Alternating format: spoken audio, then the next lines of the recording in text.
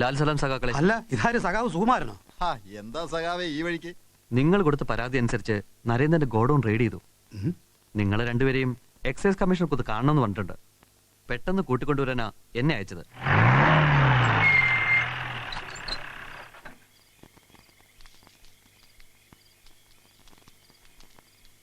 കേശു, പറഞ്ഞ പണി ഞാൻ ചെയ്തിട്ടുണ്ട്.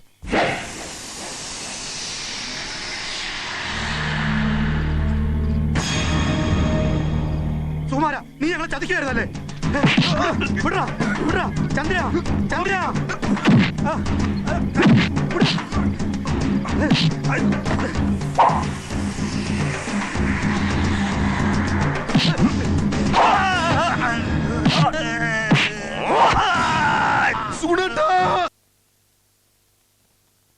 സുഗു, നീ അമ്പലത്തിലൊക്കെ വന്നു തുടങ്ങിയോ? അല്ല, അത് പിന്നെ ഞാൻ അമ്മയ്ക്ക് വേണ്ടി ഒരു വഴിപാട് കഴിപ്പിക്കാനായിട്ട്. എങ്ങനെയുണ്ട് ഇപ്പൊ അമ്മയ്ക്ക്? ഒരു വ്യത്യാസമില്ല, അതേ കിടപ്പ് തന്നെ. എന്താ പെട്ടെന്ന് ഇങ്ങനൊരു തീരുമാനം? ഇനി ഇവിടെ നിന്നാൽ ശരിയാവില്ല. പാർട്ടിയിലെ ചിലർക്കൊക്കെ എന്നെ കുറിച്ച് സംശയം തോന്നി തുടങ്ങിയിട്ടുണ്ട്. പോണം.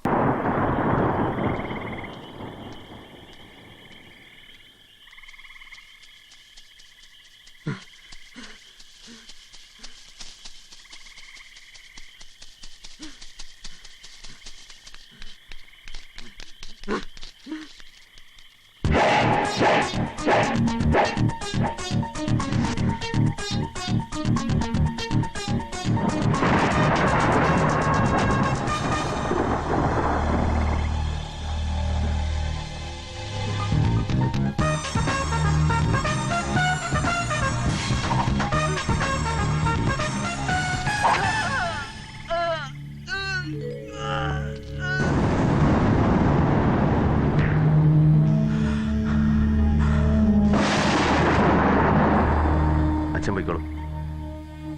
പോകാനല്ലേ പറഞ്ഞു. ഇവിടെ ഒന്നും നടന്നിട്ടില്ല, അച്ഛനൊന്നും കണ്ടിട്ടില്ല. മനസ്സിലായില്ലേ? പോകാൻ പോകാൻ.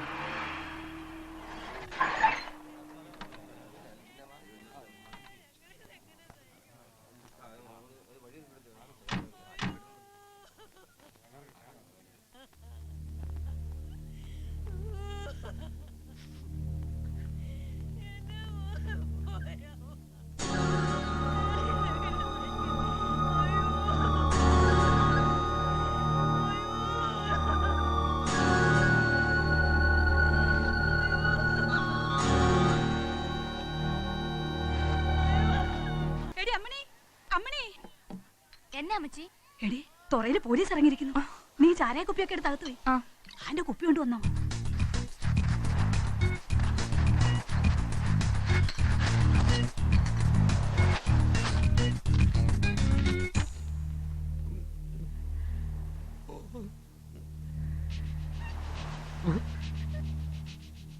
എന്താടാ ഇത്? കുടിക്കാനുള്ള വെള്ളം തണുക്കാൻ വേണ്ടി കുഴിച്ചിട്ടതാ. കിണറിൽ വാട്ടർ. ഇങ്ങട്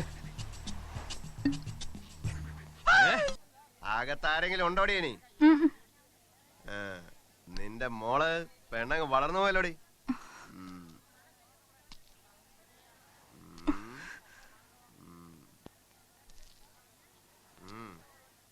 സാറി കാണിക്കുന്ന ഒരു സാഹസമാണ്.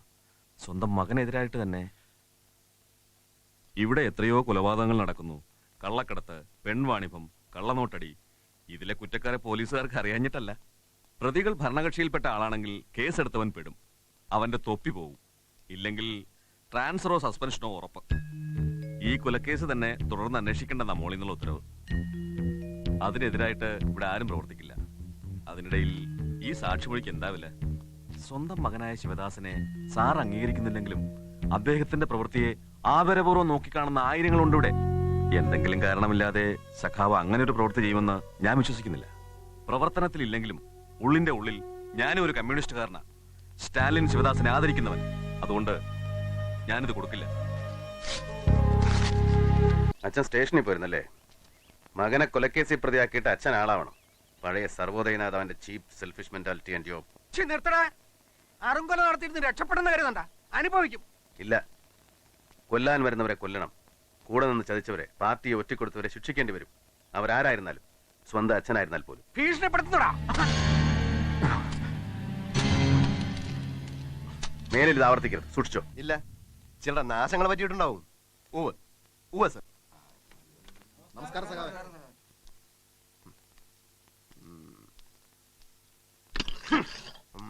സാറ് സഞ്ജീറിലെ അമിതാഭ് ബച്ചനാകണം. എന്തോ അങ്ങയെപ്പോലെയുള്ള ഉയർന്ന പോലീസ് ഉദ്യോഗസ്ഥന്മാരെ കാണാൻ വരുന്ന പാവങ്ങൾക്ക് ഇരിക്കാനുള്ളതല്ലേ സാറേ ഈ കസേര? തന്നെ പോലുള്ള റൗഡികൾക്കല്ല. എഴുന്നേക്കണോ. റൗഡി തന്റെ മറ്റവൻ. എന്താ പറഞ്ഞത്? കൈയിട് കൈയിട് കൈയിട്. What is going on here? മനുഷ്യരുടെ ക്ഷമ പരീക്ഷിക്കരുത്. കഴിഞ്ഞ 6 മാസമായിട്ട് എത്ര കൊലപാതകങ്ങൾ ഇവിടെ നടന്നു. ഞങ്ങളുടെ പാർട്ടിയിൽപ്പെട്ട എത്ര പേരെ വെട്ടിയും കുത്തിയും കൊന്നു. അന്വേഷണ ഉദ്യോഗസ്ഥന്മാർക്ക് കൊലയാളികളിൽ ഒരാളെയെങ്കിലും കണ്ടെത്താൻ കഴിഞ്ഞോ? ജനങ്ങളെ ബോധ്യപ്പെടുത്താൻ കുറെ പേരെ കസ്റ്റഡിയിൽ എടുത്തു എന്നല്ലാതെ അവരിൽ ഒരാളുടെ പേരിലെങ്കിലും നിങ്ങൾ കേസ് ചാർജ് ചെയ്തോ? മാത്രമല്ല, ഇന്ന് സമാധാനപൂർവ്വം പ്രകടനം നടത്തിയ ഞങ്ങളിൽ ചിലരെ അനാവശ്യമായിട്ട് തല്ലിച്ചതയ്ക്കുകയും ചെയ്തു. തെരുവിൽ കൊള്ളയടിക്കുന്നു, അക്രമം കാണിക്കുന്നുവാണോ സമാധാനം? അക്രമം കാണിച്ച ഞങ്ങളല്ല. Yes. Don't blame others. It is you, your people, people in the procession. അല്ല, തെരുവ് റൗഡികളും സാമൂഹ്യ വിരുദ്ധരും വാടക ഗുണ്ടകളുമാണ്. പ്രകടനത്തെക്കുറിച്ച് നേരത്തെ അറിവുണ്ടായിട്ടും ഞങ്ങൾക്ക് പ്രൊട്ടക്ഷൻ തരാതെ അതിനവർക്ക് അവസരം ഉണ്ടായി കൊടുത്തത് നിങ്ങൾ തന്നെയാണ്. Are you making complaints against us? പുതുതായി ചാർജ് എടുത്ത താങ്കൾക്ക് ഈ സ്റ്റേഷനെ കുറിച്ച് ഒന്നും അറിയില്ല. ലോക്കപ്പിൽ വെച്ച് ചവിട്ടിക്കുന്ന ഒരാളെ അണ്ടർവെയറിന്റെ ഇലാസ്റ്റിക് വളിയിൽ കെട്ടിത്തൂക്കിയത്, ഭരണകക്ഷി നേതാവിനെ പ്രീണിപ്പിക്കാൻ എതിരാളിയുടെ മലദ്വാരത്തിൽ ലാത്തി കുത്തിക്കയറ്റിയത്, 15 വയസ്സുകാരി പെൺകുട്ടിയെ കൂട്ടബലാത്സംഗം ചെയ്തത്, ഇതിനൊക്കെ നേതൃത്വം കൊടുത്തത് ഈ നിൽക്കുന്ന തങ്കച്ചനാണ്. തങ്കച്ചൻ, നിങ്ങൾക്ക് എന്താ വേണ്ടത്? ലാത്തി ചാർജിൽ പരിക്കേറ്റ പലരെയും ആശുപത്രിയിൽ പ്രവേശിപ്പിച്ചിട്ടുണ്ട്. കസ്റ്റഡിയിലെടുത്ത വേറെ ചിലർ ഇതിനകത്തുണ്ട്. അവർക്ക് ഈ അനുഭവം ഉണ്ടാകരുത്. അവരുടെ ശരീരത്തിൽ ഒരു പോറലെങ്കിലും ഏറ്റാൽ നിങ്ങൾ അതിന് ഉത്തരം പറയേണ്ടി വരും. മനസ്സിലായോ? തന്നോടും കൂടെ ചേർത്താ. നാട്ടിൽ എവിടെ ഉണ്ടോ സമാധാനം? ദിവസവും വെട്ടും കുത്തും കൊലയൊലയും നടക്കുന്നത്. അതുകൊണ്ടാണ് ഈ ഗവൺമെന്റ് രാജിവെച്ചൊഴിയണമെന്ന് ഞങ്ങൾ പറയുന്നത്. സാറ് മുഖ്യമന്ത്രി ആയിരുന്നപ്പോൾ ഇതിനേക്കാൾ ഏറെ കൊലപാതകങ്ങൾ നടന്നിട്ടുണ്ടല്ലോ. അതെ, അന്നൊന്നും രാജിവെച്ച് ഒഴിയണമെന്ന് തോന്നിയിട്ടില്ലല്ലോ. നീ കോട്ടയം പത്രത്തിന്റെ ആളല്ലേടോ, നിനക്ക് അങ്ങനെ ചോദിക്കാൻ കഴിയൂ. സുകുമാരന്റെ കാര്യത്തിൽ എനിക്കൊരു ഗ്രൂപ്പിന്റെയോ ലോബിയുടെയോ പ്രേരണ ഉണ്ടായിട്ടില്ല. അങ്ങനെ പ്രേരണ ഉണ്ടായിട്ടുണ്ടെങ്കിൽ തന്നെ സുകുമാരൻ ഒറ്റിക്കൊടുത്ത് കൊലപ്പെടുത്തിയ നമ്മുടെ സഖാക്കളിൽ നിന്നാണ്. ചളിയിലും വെള്ളത്തിലും പൂണ്ടുകിടന്ന ജ്യേഷ്ഠാനുജന്മാരുടെ മൃതശരീരം. കൊല്ലപ്പെട്ട സുഗുണന്റെയും ചന്ദ്രന്റെയും കൂടെ സംഭവ ദിവസം സുഗു കാറിൽ കയറി പോകുന്നത് കണ്ടവരുണ്ട്. അന്നേ ഞങ്ങൾക്ക് സുഗുവിന് സംശയം ഉണ്ടായിരുന്നു സുഗു അവരെ കൊണ്ടുപോയി കൊല്ലിച്ചാണെന്ന്. പിന്നീട് രഹസ്യമായിട്ട് അവനെ പിന്തുടർന്നപ്പോൾ BSSകാരുടെയും നരേന്ദ്രൻ കോൺട്രാക്ടറുടെയും ഗ്രൂപ്പുമായിട്ട് അവന് ബന്ധമുണ്ടെന്ന് മനസ്സിലായി. അതിനിടയ്ക്ക് കൊലക്കുറ്റത്തിന് ജയിലിൽ പോയ നരേന്ദ്രൻ കോൺട്രാക്ടർ ആളുകളെ ജയിലിൽ നിന്ന് ഇറങ്ങി. സുഗു അവരോടൊപ്പം നിൽക്കുന്നത് യാദൃശികമായി വിശ്വം കണ്ടു. അവർ തമ്മിൽ ഏറ്റുമുട്ടി. ഞാൻ അവിടെ എത്തിയതുകൊണ്ടാണ് വിശ്വം രക്ഷപ്പെട്ടത്. ആ നിലയ്ക്ക് സുഗുവിനെ ശിക്ഷിക്കേണ്ടത് ആവശ്യമായിരുന്നു. വ്യക്തിപരമായി ഉദ്ദേശം വെച്ചൊന്നുമല്ല, പാർട്ടിയെ ക്രൂരമായി വഞ്ചിച്ചത്. രാവിലെ തുടങ്ങി ഇടപാടാ. വയറ്റിനകത്ത് ഒന്നുമില്ല. വീട്ടിൽ പോയിട്ട് എന്തെങ്കിലും എടുത്ത് ആ തെറിഞ്ഞു കൊടുക്കട്ടെ. നീ കയറുന്ന എണ്ണ ആൻഡോ ഇവിടെ വാടാ. ആ കയ്യിലുള്ളതൊക്കെ അവിടെ വെച്ചിട്ട് പോ. കയ്യില്ല. എന്തോന്ന്? എന്റെ ഒന്നും ഇല്ല. വെച്ചിട്ട് പോടാ. എന്തോന്ന് ഇത്? ഞാൻ ഒന്നും എടുത്തിട്ടില്ല. വെച്ചിട്ട് പോടാ. ആത്മാർത്ഥക്ക് ഇവിടെ ഒരു വിലയില്ല. ഞാൻ 5 പൈസ എടുത്തിട്ട് കാലത്തോട്ട് ഇവിടെ ഇരുന്നതാ. ആ വയ്ക്ക വയ്ക്ക വയ്ക്ക. എന്തോന്ന്? അയ്യോ, ചതി ചതി. ഇത് ഏതോ സഹാക്കള് പാര വയ്ക്കാൻ വേണ്ടി എന്റെ പറയാൻ കൊണ്ടുവച്ചാ. പോടാ, പോടാ, പോടാ, പോടാ. ഇവിടെ കിടക്കണം. നിങ്ങൾക്ക് ഒന്ന് ശ്രദ്ധിച്ചൂടെ? ഏയ്, എന്താ ഇത്? എനിക്കൊരു അല്പം സംസാരിക്കണം. എന്ത് സംസാരിക്കാൻ? പറയാം. മിസ്റ്റർ ദിവാകരൻ, ഞാൻ കടലിൽ പോയിട്ടില്ല, മീൻ പിടിച്ചിട്ടില്ല, വള്ളവും വലയും വെള്ളവും എന്താണെന്ന് അറിയില്ല എന്നൊക്കെ നിങ്ങൾ പറയുന്നത് കേട്ടു. ശരിയാണ്. താങ്കളെപ്പോലെ ഒരു പരമ്പരാഗത മത്സ്യത്തൊഴിലാളിയുടെ മകനായിട്ടല്ല, ഒരു നായർ കുടുംബത്തിലാണ് ഞാൻ ജനിച്ചത്. അതിന് ജനനം കൊണ്ട് നമ്മൾ വ്യത്യസ്ത ജാതിക്കാരാണെങ്കിലും പ്രവൃത്തി കൊണ്ട് നമ്മൾ രണ്ടുപേരും ഒരുപോലെയാണ്. സ്വന്തം സമുദായത്തിനെതിരായിട്ട് മനസ്സിലായില്ല. ജന്മിത്വവും നാടുവാഴിത്വവുമായുമാണ് എന്റെ സമുദായത്തിൽപ്പെട്ട സവർണ ഫ്യൂഡൽ പ്രഭുക്കളെ ഭൂപരിധി നിയമം കൊണ്ടുവന്ന് കുത്തുവാളെടുപ്പിച്ച പാർട്ടിയിലാണ് ഞാൻ പ്രവർത്തിക്കുന്നത്. അതുപോലെ സ്വന്തം സമുദായത്തിൽപ്പെട്ട പാവപ്പെട്ട മത്സ്യത്തൊഴിലാളികളെ വഞ്ചിച്ചുകൊണ്ട് നിങ്ങളും. വഞ്ചിക്ക്? ഞാനൊരു പുല്ലനെയും വഞ്ചിച്ചിട്ടില്ല. വേണ്ടാത്ത അപവാദങ്ങൾ പറഞ്ഞു വരുത്തിയതും പോരാഞ്ഞ് ഇപ്പൊ കേറി വന്ന് മുഖത്ത് നോക്കി ആക്ഷേപിക്കുന്നു. ഇറങ്ങടാ വെളിയിൽ. ക്ഷോഭിക്കരുത് മിസ്റ്റർ ദിവാകരൻ. ഫോർട്ട് കൊച്ചി കടപ്പുറത്ത് 7 കണ്ടത്തിൽ കോലപ്പന്റെ മകൻ പ്രാഥമിക വിദ്യാഭ്യാസം പോലും നേടാതെ നാടൻ വെള്ളം തുഴഞ്ഞ് ജീവിച്ച ദിവാകരൻ കഴിഞ്ഞ 5 വർഷം കൊണ്ട് എങ്ങനെ ലക്ഷപ്രഭുവായി?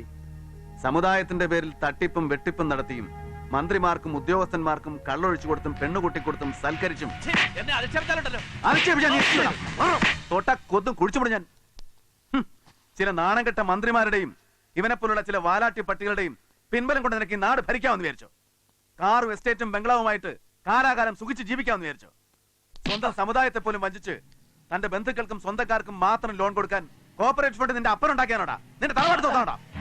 ഇടാ 5-8 മാസം നിന്റെ പുറകെ നടത്തിച്ചിട്ട് അവസാനം തന്നെ കിഴവന്റെ മുഖത്തേക്ക് വലിച്ചെറിഞ്ഞില്ല. ആ ലോൺ അപേക്ഷയാണിത്. ഇടാ ഒപ്പ്.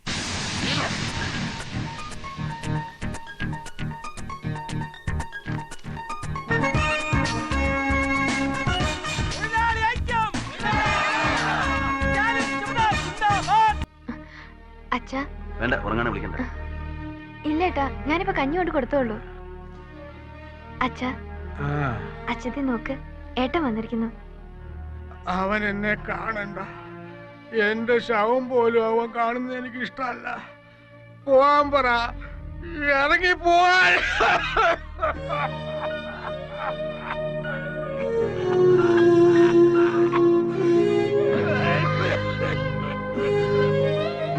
ഹോസ്പിറ്റലിൽ നിന്ന് പറഞ്ഞു? കുഴപ്പമൊന്നുമില്ല, ലൈറ്റ് സ്ട്രോക്ക് ആയിരുന്നു എന്ന് പറഞ്ഞു ഡോക്ടർ. കുറച്ചു ദിവസം റെസ്റ്റ് എടുക്കേണ്ടി വരും. ഇത് വെച്ചോളൂ. വേണ്ട ഏട്ടാ, അച്ഛൻ ഇഷ്ടാവില്ലെന്ന് അറിഞ്ഞോണ്ട് ഏട്ടനോട് ഒന്നും വാങ്ങരുതെന്ന് അച്ഛൻ പറഞ്ഞിട്ടുണ്ട്. പിന്നെ ഇവിടുത്തെ ആവശ്യങ്ങളൊക്കെ? ബുദ്ധിമുട്ടൊന്നുമില്ല, കാര്യങ്ങളൊക്കെ ജയേട്ടൻ നോക്കുന്നുണ്ട്. ഒരു വയർലെസ് മെസ്സേജ് ഉണ്ട്, മുഖ്യമന്ത്രി അയച്ചതാ. പോലീസ് ജീപ്പ് പുറത്തുണ്ട്. എന്താ കാര്യം? അച്ഛൻ മരിച്ചെന്ന്.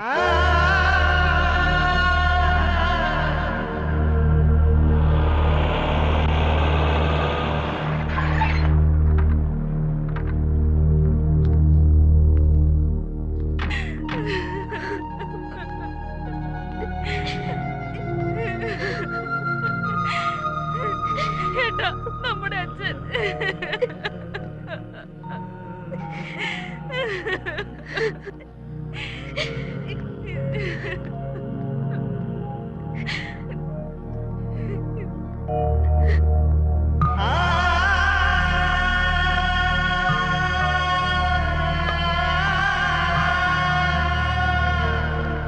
അതങ്ങോട്ട് കൊടുക്ക. മകനാണ് ശരിക്കും തീ കൊടുക്കേണ്ടത്.